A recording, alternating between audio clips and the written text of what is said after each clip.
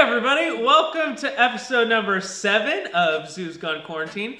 We have our special guest of the day. Erin is here with us this morning, and I know we've been beginning these videos with This Week in TikTok, but this week I spent like 2 hours going through your guys' TikTok videos, and number one, a lot of you are just fake TikTokers, and you don't even post TikTok videos, so that was disappointing. Number two, there's just a lot of videos that I felt like were not appropriate for me to copy, so calling you out a little bit on that, all right? So watch your TikTok videos. And then number three, you know, some of you are just too talented in your TikTok videos for me to even copy, so no TikTok video today, but the good news is Erin and I were just talking, and she has a great story of something that happened. Was it yesterday? Saturday of something pretty exciting that happened in her life. So she's going to share that story instead because it's great. Go ahead. Hey guys. Yeah, so last Saturday we had a pretty great day, and I made dinner, and I made chicken shish kebabs on the grill. So we use metal skewers for the meat and veggies, and I know, and they get hot, you know, because they're on the grill, the metal skewers. So you have to use hot pads. Is that what those are called? Hot pads? Yep. Right? To grab it with, you know. So I go out there and I go to grab it, and the chicken was sticking to the grill. So I put both of the hot pads in one hand to like try to get the chicken off, and then I went to grab the skewer. And I held on for a couple seconds and burned these 3 fingers so bad. So, whatever. I'm tough, right? So I survived. We're sitting at the dinner table. I was holding an ice cube in my hand. I'm not really sure why. I was holding it elevated. I don't know why. I don't know. I wasn't bleeding, but for some reason that seemed like the right thing to do. For so sure. I was holding an ice cube, eating my dinner, and my ice cube melted, and so the burning started coming back, the burning sensation. So Caleb, sweet boy, went to get me a new ice cube, and as he's handing me the ice cube, one toe hit the other toe as he was like walking, and his toenail on his big toe lifted up off of the nail bed and just like gushed blood. So I'm sitting here holding an ice cube in my burned hand. I have a husband and a daughter who probably could have been helpful in this scenario. Literally, both of them went, and left the room. So I'm holding an ice cube, right? And I'm like getting paper towels and baby wipes, and I'm just like trying to like clean up the blood. It was kind of dramatic. It's all good now though. I'm healed. Caleb's got about this much of a toenail left on that foot, or on that toe. That's fantastic. It's pretty also, exciting. my toe hurts now just after that story. Thinking about it? I think that's one of the most like uncomfortable, like painful things to think about. Yeah. But fantastic story. And on that note, with that image of burnt hand and gushing blood in our brains, roll the intro video.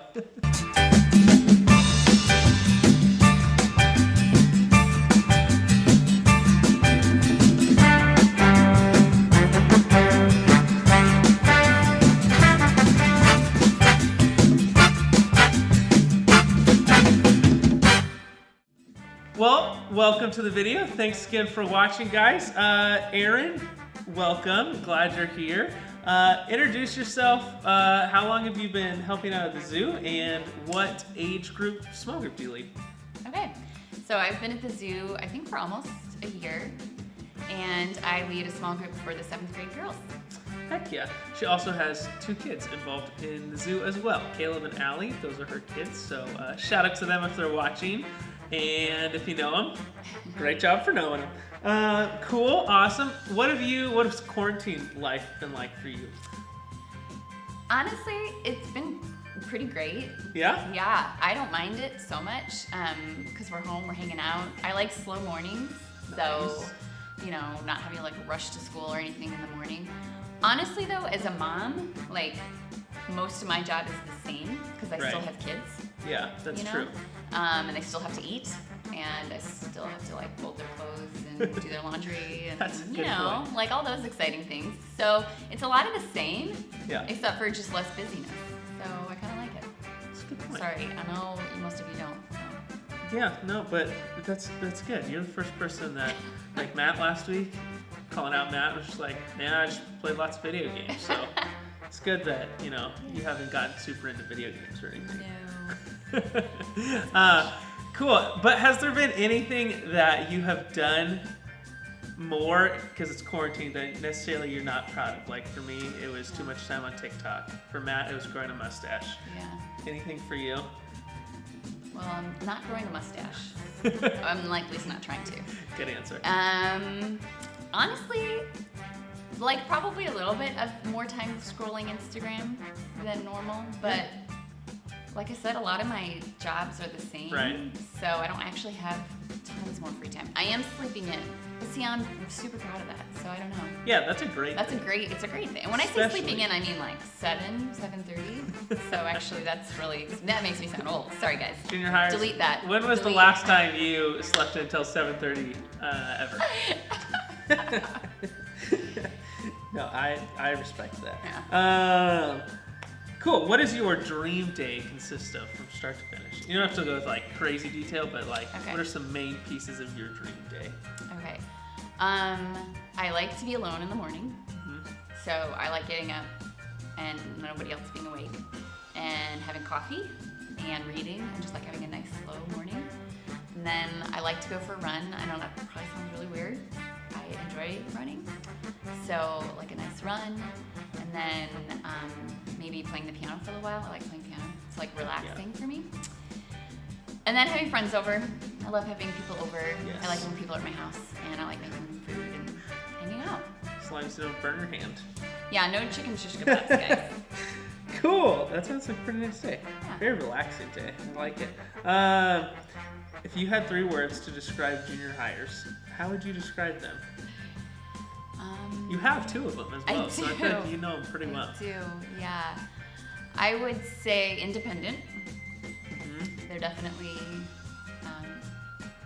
more independent. I might get in trouble, but moody. Oh, that's a good one. A little moody. Yeah, you guys are really moody. Yeah. And I wouldn't. Okay, I'm gonna be honest. I wouldn't necessarily say this about my 2 junior hires, but in general, junior hires loud. Yeah, that's true. Yeah. Yep. I don't particularly have 2 loud ones, but yeah, I feel like independent, that's common. moody, and loud. I think that's pretty accurate. It's pretty spot on. No, Sticky didn't make the list this week. Matt, you Sticky last week? I appreciated that. I thought, yeah, that was good. That was a creative answer, but good luck. Good job, guys. You didn't get Sticky this week, so you're improving. Cool. If you had 3 words to describe yourself, what would they be? Talkative. Okay. Emotional. And outgoing. I gave myself all positive words though. Yeah. I didn't give myself any. I should have been more. Sorry. No, Sorry, guys. that's great. You have Is that okay? you have confidence in Yeah. yourself.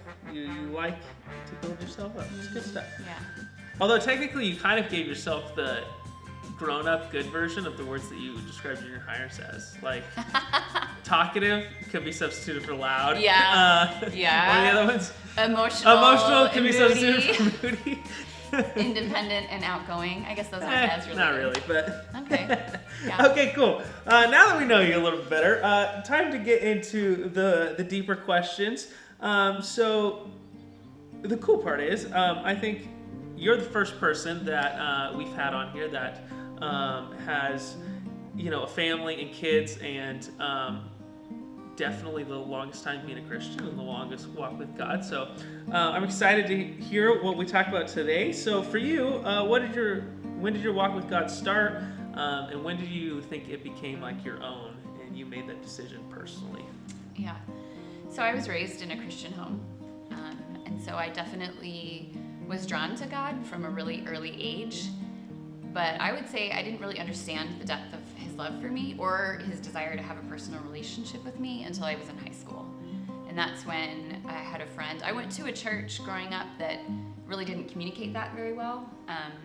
And so in high school, a good friend invited me to her youth group, and I went, and it was like, I just, when I heard the pastor talking about Jesus and his love for us, it's like it all clicked, and I just got really excited about my faith, and just started growing from there. Cool. That's great. And so for you guys as a family, you've had quite a bit of experience in ministry. Maybe describe a little bit of like when that started and what your time in ministry has looked like, because it hasn't just been as a 7th grade girl small group leader at the zoo. No. There's a lot of experience before that. Yeah. So when I was in college, I got involved in this Christian group called Campus Crusade for Christ. And we really focused on like reaching students on our college campus with the gospel, and we had Bible studies and discipleship, and so I was involved in that, and then I was like a Bible study leader eventually, and that's where I met my husband. He was on staff with that organization, and then he went to seminary, we got married, and he became a youth pastor. So for 8 years, we did youth ministry. We were in smaller churches, so it was junior high and high school combined in Wisconsin, and we loved that. That was so fun. I generally would like lead the small groups of girls, and I would meet one-on-one with girls and just try to help them in their walk with Christ. And we're both musicians, my husband and I, so we would have youth bands, and worship is something we're really passionate about. So yeah, just a lot of like leading small groups and one-on-one hanging out. And then after 8 years of youth ministry, we really felt the Lord calling us to do ministry in an environment where we had more regular interaction with non-believers, people who didn't know Jesus, just a desire to like bring people into God's kingdom. And so that's where we felt God calling us to go into the military. So he's now a chaplain in the military, and we've been to 3 different duty stations, and each one has been different, and our ministry has looked different, but it's just all been kind of focusing on trying to bring the love of Christ to the people wherever we go. Yeah, that's awesome. It's really cool. So basically, if you guys have any questions about ministry or anything, don't ask me. Ask Erin. She's way more experience than I do in it all. What was it for you guys that, like, in the beginning made you decide, like, hey, ministry is something we want to do long term? Like, was it just something that eventually happened and you're like, wow, we've been in it for a while? Or did you guys know, hey, this is what we want to do for a while? Yeah, we definitely knew that this is what we wanted to do. Before I met my husband, when I was involved in the Christian organization at college, I knew, like, my plan was to go on staff with that group, and my plan would have been to stay on staff. And I think it was because Jesus had made such a difference in my life, and I had seen just the power of his love and the transformation of his grace and all those good things that come with knowing him and a relationship with him. And I saw a lot of people, I had a lot of friends in college that really struggled, and it just seemed like they were so lost, you know, and they would be hurting, and they didn't know where to find hope or how to find hope. And so for us, it was like, I don't know, I was just convinced to my core that, like, Jesus is the answer to every problem. And so if that's true, then I wanted my life to be about bringing that answer to as many people as I could. That's awesome. That's really cool. So now you are married to a chaplain. Yeah. That's pretty unique and cool job. And that means you guys have moved around quite a bit. What are the different places you've lived while he's done that? Mm-hmm. We've been to 29 Palms, California, which, if you don't know, I think it's like almost 3 hours from here. Yep. It's the middle of the Mojave Desert. In the middle beautiful of place. Nowhere. I will say that, okay, Joshua Tree National Park is cool. Gorgeous. Yeah. It's very cool. I highly recommend it. Great camping, great rock climbing. Well, not rock climbing, bouldering, I think is what they call it. But anyway, super fun. We were there for 2 years, and then we lived in Hawaii, which was Well, you got to go different. from 29 Palms to Hawaii, so. Yeah. That's pretty cool. We went from like brown to green. It was pretty intense. It was a very intense shift. But yeah, we were in Hawaii for 3 years, and now we've been here for a year and a half. That's awesome. Yeah. It's very cool. Yeah. And then Wisconsin before that. As Yeah. Yep. youth pastor family. Cool. It's awesome. So as somebody that moves around a ton, what do you think has been maybe the coolest part about being a military family and being able to serve God in that area of, I would say, a pretty unique ministry that many people aren't used to? Yeah. I think it's pretty cool because like I was saying, we interact really regularly with people who don't know the Lord, and so it's an opportunity to not just share the gospel with our words, but also the way we live our life. And so everywhere we go, as we make friends and we welcome people into our home, they see the way that we live and the way that we treat each other and the way that we get involved with the community. And I hope that makes a mark and has an impact on them. And certainly for my husband, he does a lot of counseling, and so helping people work through some of the struggles that they face in life, and they come to him and they know that they can trust him, and I think it's pretty cool that he has that opportunity to speak truth to them in those hard times. Yeah, so that's really cool. Yeah. I think the cool part about it too is for you as junior hires, because I know none of you are married to a chaplain and have that, but what she's describing is something that we can all use. Of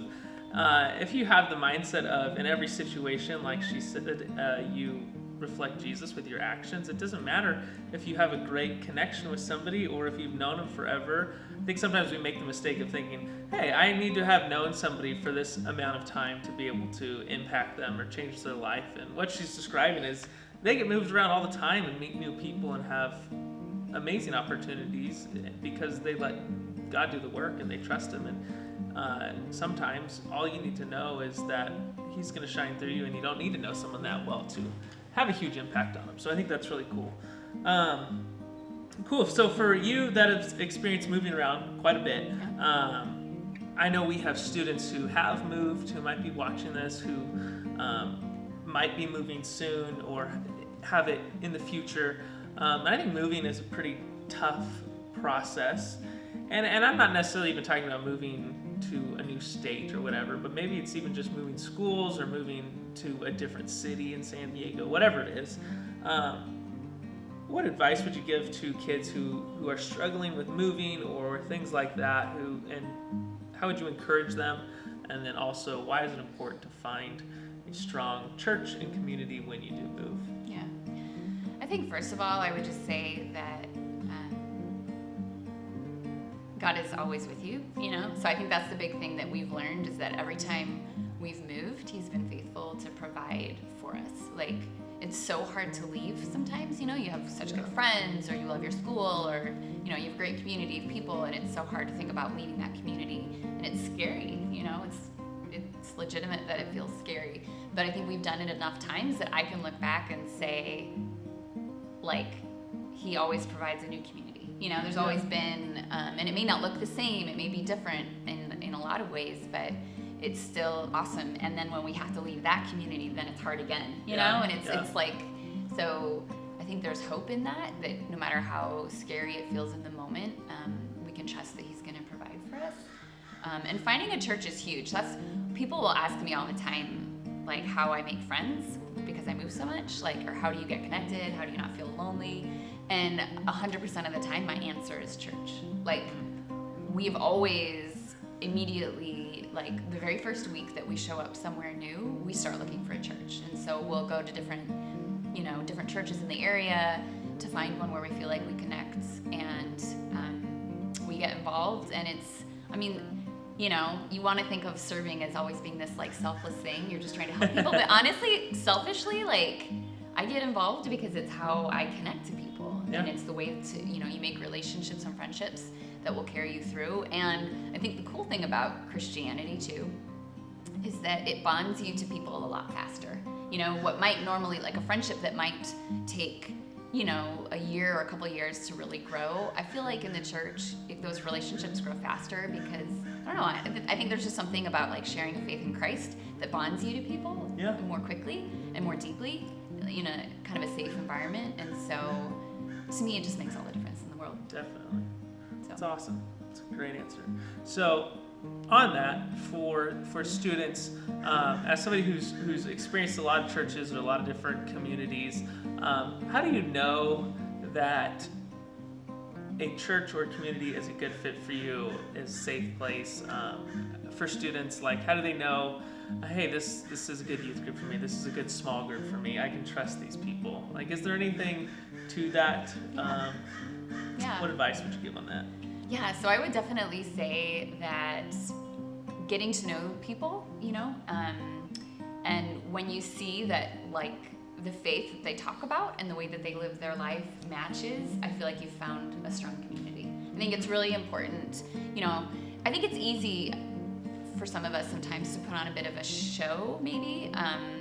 We know, especially if we've been raised in the church, we know how Christians are supposed to act. Right. And I think it can be really easy to turn that on, but then in your everyday life to behave differently. And so for me, it's really important to find a group of people who their actions on Sunday morning or Tuesday night match up with their actions on a Friday night or Monday morning at school. And, we're all hypocrites on some level, right? None of us are perfect. And so I think, though, it's just about finding people that are being authentic. And so if you find a group of people who really, seem to truly love the Lord, and how they talk and how they act and all of that kind of lines up for the most part, then I think you've found a safe community to grow in. Yeah, it's awesome. I think for students to hear, too, if it's okay to, because I think a lot of times they'll show up to youth group or church or the small group that they're in, and they feel like, hey, if it's not working for me, or if I'm not fully enjoying it or connecting with these people, then it's my fault, or I'm doing something wrong, which isn't always the case. It's okay to, I've been a part of groups or small groups or life groups where I felt like, hey, this isn't necessarily my group or my fit, or I don't know these people are on the same level that I'm at, and it's okay to feel that way. And for you guys that are watching, you don't have to make, like, whatever small group you're in, you don't have to trust or be best friends with every single person in that group. And if you find yourself struggling or going, hey, I don't know if I'm getting along great with these people, or I don't know if I'm getting what I need in this group, that's always something that we as leaders, we want to work with and we want to help you with. And don't ever be afraid to ask or talk about it or discuss those things with us, because we want to put you in the right spot, and we want you to be able to get the most out of church and the groups you're in. And so I think that's a great way of knowing, hey, you can find that group that you can trust and those people that you relate to, for sure. Cool.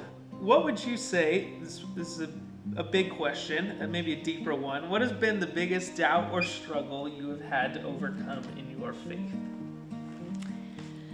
I think it has been hard for me through much of my life, and even, I've been walking with God now for, how old am I? Probably almost 25 years, because I'm almost 40, right? So 15, 16 years old is when it really became real. So a long time, and I would say I still struggle with this, is that I'm a perfectionist. I'm very... There's a right and wrong way to do everything, and I always want to do everything the right way, and I also want everyone else to always do it the right way. So, but mostly I'm hard on myself, and I can really easily forget that Jesus' death on the cross was enough. Like, it was enough. Like, I don't have to do anything. And yes, God has called me to live a life worthy of my calling. Like, he cares about the choices I make, and he cares that I live for him, but my salvation and his love for me have literally nothing to do with how good I am. But I find myself really regularly falling back into this habit of feeling like I'm not good enough, or I haven't done enough good stuff, or I've made too many mistakes. And so I just have this tendency to want to be perfect. And I think that may not sound like a real struggle in the faith, but I think because it's basically communicating to Christ that he's not enough, it is a big faith issue, because it's like the whole basis of my faith is that Jesus is enough. And so every time I start to try to live out of my own power, I'm basically telling him he's not, So I think that's probably been the most consistent thing I've had to wrestle with, and just constantly, like, surrender to the Lord.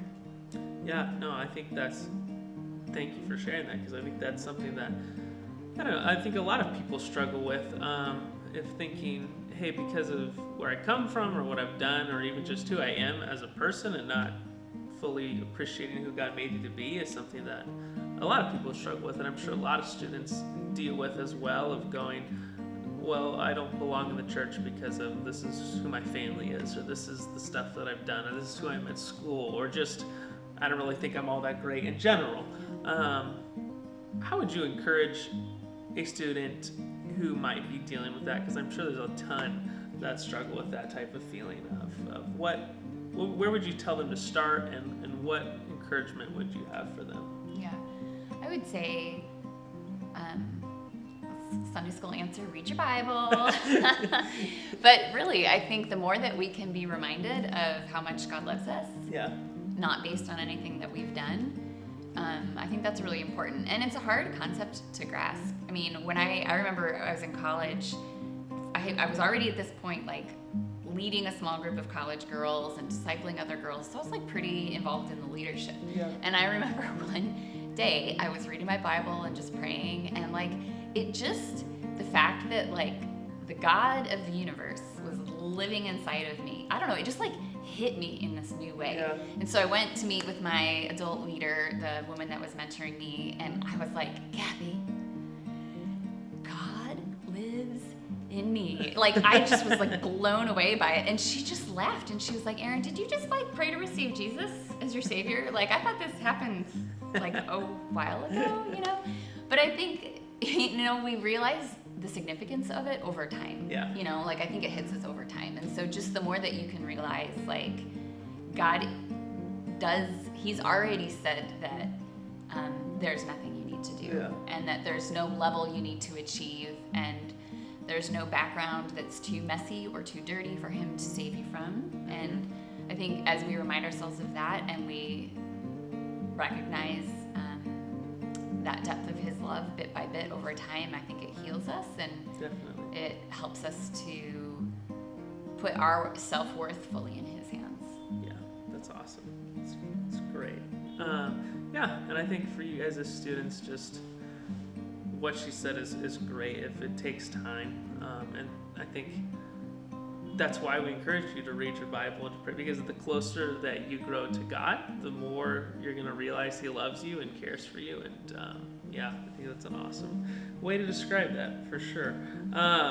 Cool. So 2 more questions on the deeper stuff. What do you think is maybe the biggest misunderstanding that you see in junior hires towards Christianity, or maybe your biggest misunderstanding when you were in junior high? Yeah. I would say, I think that what we talk about on a Tuesday night or a Sunday morning doesn't impact every other area of my life. I feel like it's easy when, you know, we're in junior high, I think it's easy to compartmentalize God. And like, this is my God time, and then this is my TikTok time, and then this is my school time, you know, like, and, you know, that's like I was talking earlier about finding friends that are authentic, and like I said, nobody's going to do it perfectly, but recognizing that God is actually in and with and over all of those things. But I think it's hard, you know, I remember it being hard for me, and so I totally get it, but I think forgetting that he's over everything is probably... Definitely. Fantastic answer. Cool, last one. If you had advice for junior hires now, based on what you learned in junior high, what would it be? Oh, golly. That was an old lady word, guys. What advice? I probably just, I don't know. You've stumped me. I have no advice. None at all. No, read your Bible, obviously. But I think actually I do, sorry. I have advice. Find a friend that loves Jesus. Find a friend that loves Jesus, because I think, you know, our friends have a huge impact on our life, and we become like them in a lot of ways. We become like each other. We, you know, rub off on each other, and I think it's awesome to have non-Christian friends. So I think that's super important, and I'm not saying not to at all.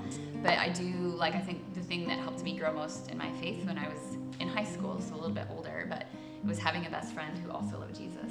And it was us together, like, how can we reach our friends for Jesus? How can we tell them about God? Like, you know, so it became like I had a buddy to, like, experience all that with instead of feeling like I was alone. Yeah, and it's super fun when you have somebody to do that with. Yeah. And not only is it super fun, but it's also really spiritually healthy for you as well, which is awesome. Cool. Well, thank you for sharing all that stuff. Time for the speed questions, or the fun, ridiculous ones. Okay, so not that I want this to happen, but let's say you are quarantined for the rest of your life. Okay. Worst case scenario, okay? Nobody wants that at this point. Okay, but you're quarantined for the rest of your life, and you can pick where you get quarantined, anywhere you want, one way to entertain yourself during quarantine, and one food item or meal, maybe we'll say meal, that's the only meal you can eat for the rest of your eternity in quarantine. Oh, wow. So a place, one thing, Yep. an object, and then food? Yep. Okay.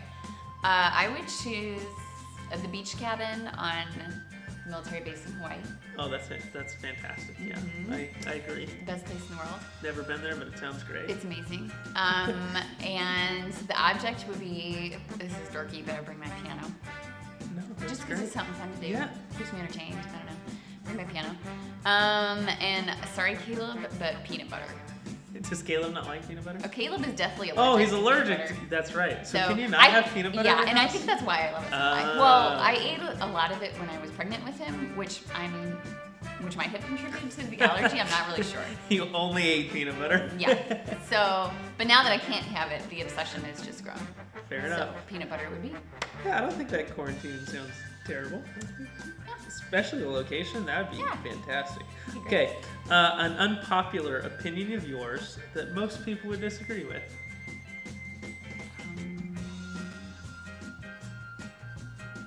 I don't want to say it. Say it. Now I'm super excited. The point is to make people mad when I ask this question. Okay, I think TikTok is kind of stupid. Sorry. Am I allowed to still be a youth leader after saying that? I don't know. They might vote fire you me? off Okay, now. well, Sorry. It's out there. Hey, you said it. I said Thank it. you for telling them your unpopular opinion. Okay, if you were a type of drink, what type of drink would you be? What type of drink? Ooh. I think I'd be a Shirley Temple. Ooh, that's a great Yeah. drink. I haven't had one of those in so long. It's a very underrated drink. Great choice. Thanks. Okay, the question that we have asked in every video, but you have a different perspective because you are a parent. Because I'm an old lady, is what you're yeah. trying to say. Yeah. So, who would win in a fight? You or 50 angry toddlers? And, you know, I've changed it to like the last video is like you had the magic bubble blowing machine that can float away and they were like half toddler, half stray cat. So scary. But instead of that, because of your experience as a parent, we're just going to go you versus like 50 angry toddlers that are like past their nap time, super emotional, crazy. Yeah. You guys, there is only one correct answer to this question. Literally, it's the 50 angry toddlers will win every time. See, that's probably the perspective we needed I this whole time. I only had 2, and they were pretty mild. Yeah. And I'll tell you, 50 angry toddlers will win every time. Every time. I think that kind of settles this question.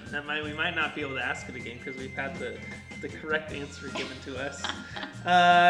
Thank you for that. You're That welcome. great input. Okay. Dream job. Ooh.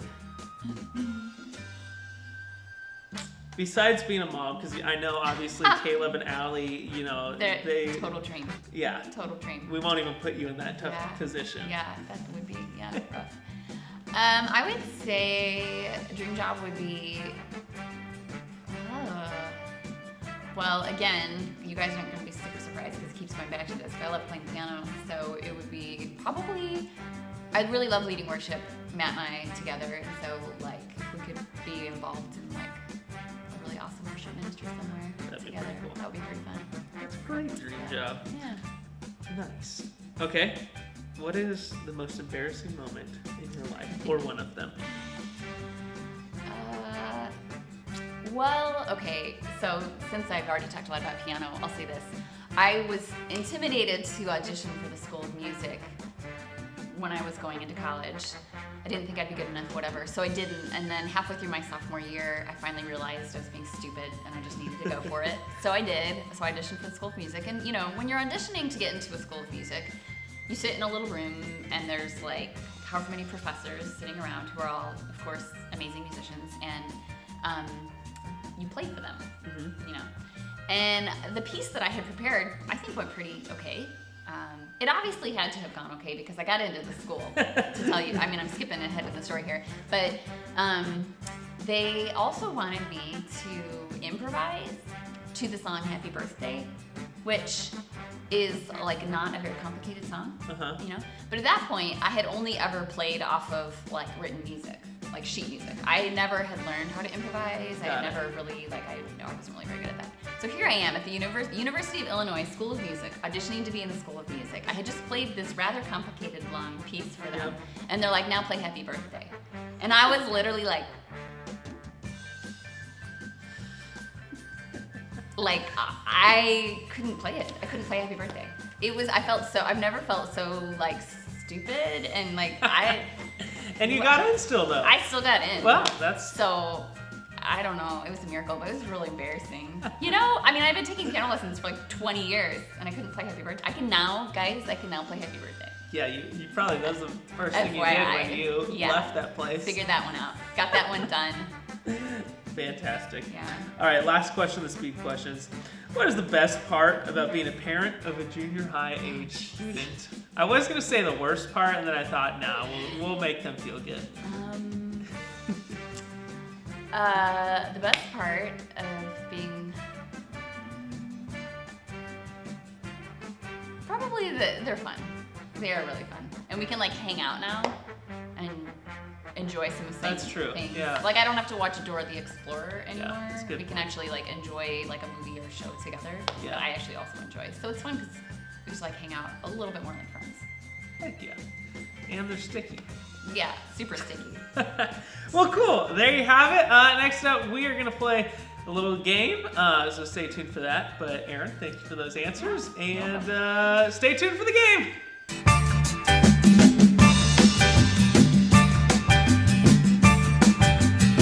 All right, welcome back. Our game today is an exciting one. Okay. The game basically is we are going to test Erin's knowledge on the way that you junior hires speak, okay? So in front of me, I have this nice list of all your guys' cool, hip junior high words and phrases. And what I'm gonna do is I'm gonna give Erin a word, and she's gonna attempt to tell me what that word means, okay? No, we're not calling her old, none of that. She is just more mature and has a better vocabulary than you guys do, okay? So, that's what we're gonna do, okay? Erin, how confident are you in your ability to do this? Like 0 to 1% success rate. Wow. Is what Caleb doesn't sit at home and No. use the word lit all the time. No. Actually, I don't even think lit's that common of a word anymore. No.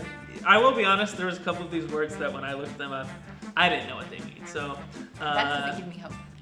well, here we go. Okay, word number one, Jeez. clout. Oh, when you have clout, like you have like street cred.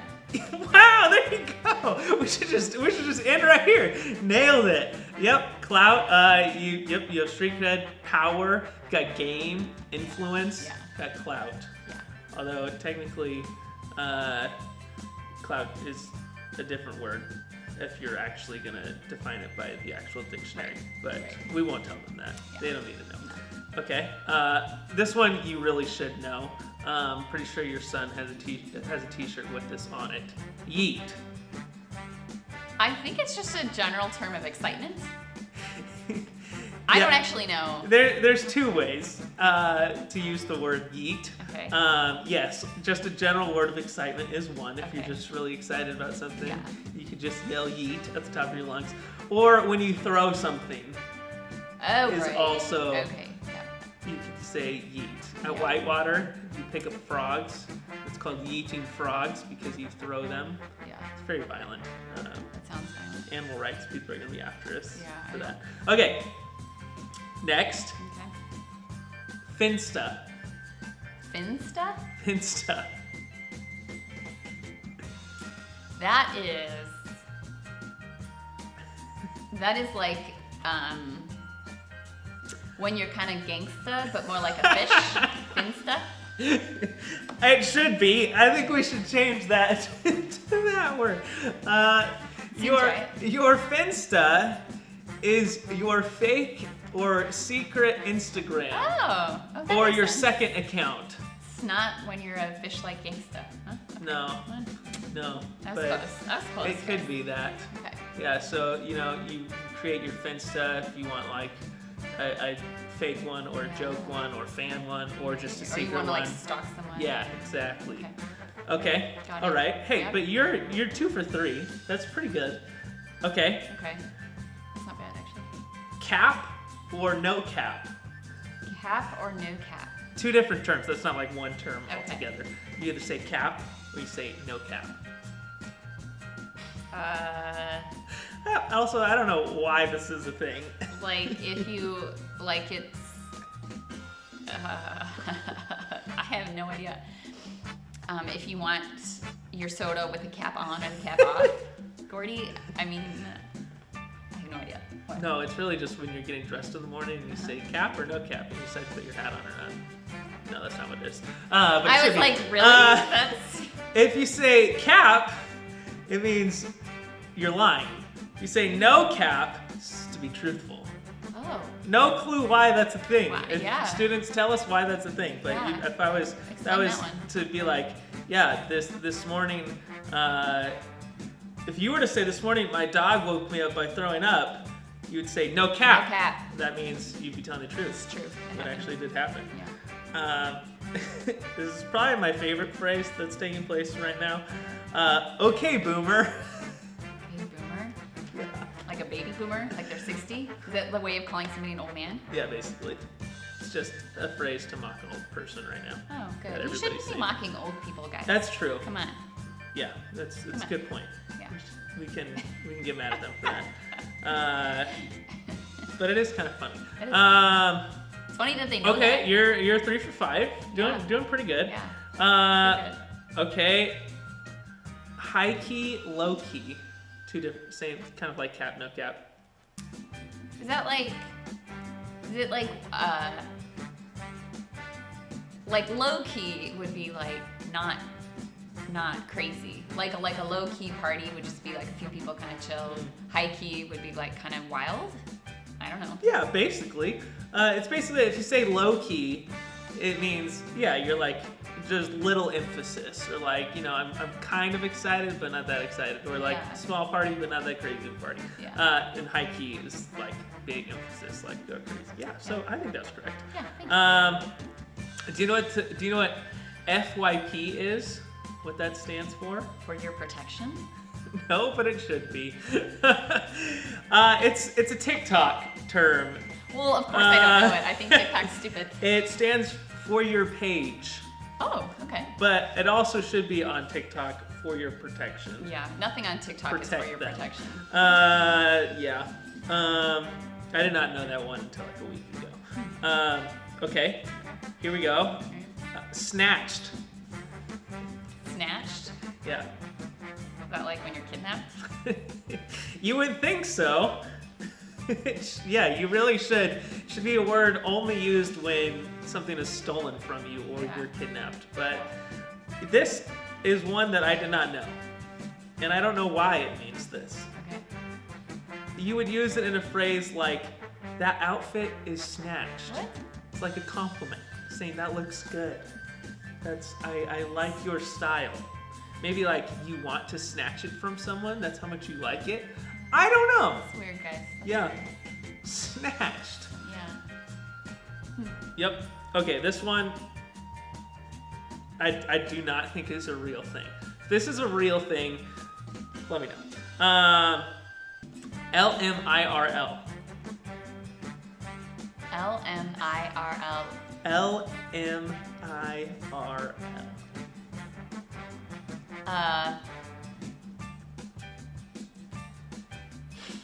Let me in real life. Let me It's something in real That life. was really close. Let me like me in real life? Love me in real life. Close. Let's meet in real life. Yeah. Which, what kind of world? I guess we are in quarantine right now. Maybe it's something that has come up since quarantine because nobody can actually meet in real life anymore. But, Yeah.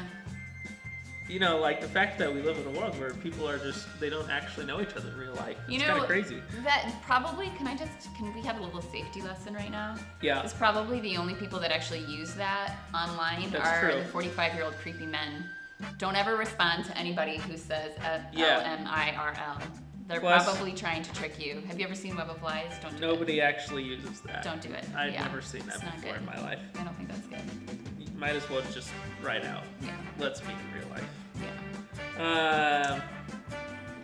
Okay, next. Bet. Bet? Yeah. Like B-E-T? B-E-T. Sorry, I had to say it like the kids say it, which is like kind of hard to understand. Bet. Bet. Bet. It means. I have no idea. It like wanna bet, but it's just shortened because it's too hard to say wanna bet, so they just say bet. I mean, in a way, yes. Good at this. They use it for lots of different things, but it is like a you want to bet or you won't type thing. Like if you say something crazy that you don't actually mean, somebody says bet, like you're not going to actually do it. Or they also just use it for like yes or sounds good or okay or like in a term of agreement, I guess. Interesting. It's weird stuff. Do you know what a stan is? A Stan? Stan, S-T-A-N. So I have an Uncle Stan. Other than your uncle. No. It is an over-the-top fan. Oh. So like a Okay. super fan. Yeah. Oh, So sure. it's not just fan, it's Stan stan. the super fan. I like it. Oh boy, I don't know where that came from either, but Huh. yep, that's what you would say. That's Okay. right. Next we have. I feel like you should get this one. Spill the tea. Oh yeah, because you did a whole talk Yeah. series on it. Yeah. This was. It's the gossip. Yep. Tell the gossip. Yeah. Let us know everything. Spill that tea. Yep. Love that. Not really. Okay. Two more. Okay. Curve.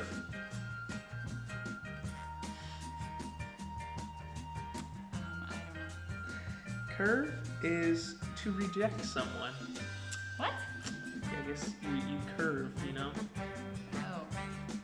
Obviously. Yeah. Yeah. How could we not know what curve Am means? I losing at this point? I think I'm losing. No.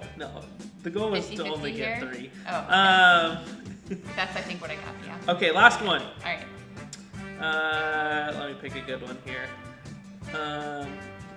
This isn't a good one at all, but it's really funny that this is a word that people use, or phrase. Big yikes. Big yikes. Also, if anyone says this to me in person in real life, I'm gonna make fun of. I don't know what I'm gonna do because who says big yikes? Is that like? I mean, it sounds like just like an exclamation, like "Whoa, man!" Like big yikes. That is what it is. It's just the intense, over-the-top version of yikes. Big yikes. That's like the Anthony version of "That's nuts," Yep. right? But like, what was wrong with yikes to begin with? I feel like yikes was already that. Like, Yeah. you know, you say Big- that as an extreme. big Instead, yikes. they had to be like, oh, let's make it bigger. So they didn't even get creative and come up with a cooler word. They just said big yikes. Yeah. It's kind of disappointing. That is still. I would have thought, based off of current trend, that they would have just shortened the word. Right? No, Like it would have just been. they didn't. Oh, that means something else. Never mind. Had to. Well, there you have it, Erin. Thank you for playing. I think you did a great job. And junior hires, let us know what words we missed, or if I said the wrong meaning, which I'm sure I did. I was trusting the internet and my own knowledge on most of these, so I'm sure I messed them up. So let us know which ones were completely false. and what the newer, better words for these are, because I'm sure like some of these are old at this point, and you're like, no, there's a new word. Biggest yikes that we use now. All right, well, with that being said, thanks for watching. As Erin and myself, have a great Sunday.